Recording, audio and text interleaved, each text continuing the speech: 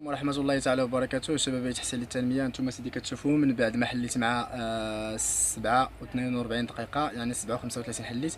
انا كنشطب، بديت اسيدي كنشطب، انا كنشوف جوج بالموتور طالعين. انا بديت كنشطب، هما جايين حدايا، هما هبطوا جايين لعندي. انا هربت لداخل المحل تاعي، انا هربت، انا طلعت باش نسد الباب، وجات هاد البنت قالت لي صبر تسربيني. انا بديت كنسربيها، هو وقف عليها، هو دا لها التليفون. ها انت سيدي كتشوف، انا ملي طليت عليه هو قال لي راه على ودك جينا وعندك الزهر. انا بقيت كنشوف فيهم، هما مشاو.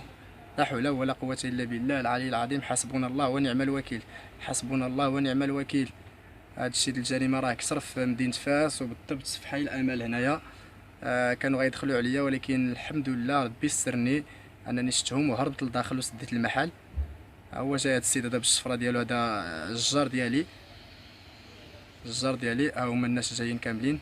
الحمد لله على لطف الله. هاد البنت هادي مسكينه بقات كتبكي، حيت هي اللي ولات الضحيه. كنت انا غنولي الضحيه، ولكن ربي نجاني. وهاد البنت كتجري باش انني نسر بها، صحابه راني كنسد، ولكن الحمد لله على لطف الله انا خرجت. ها انتما كتشوفوا سيدي، لا حول ولا قوه الا بالله العظيم. مع العلم انهم اللي مشاو بغاو يركبوا في موطور، وقال لي راه عندك الزر على ودك جينا.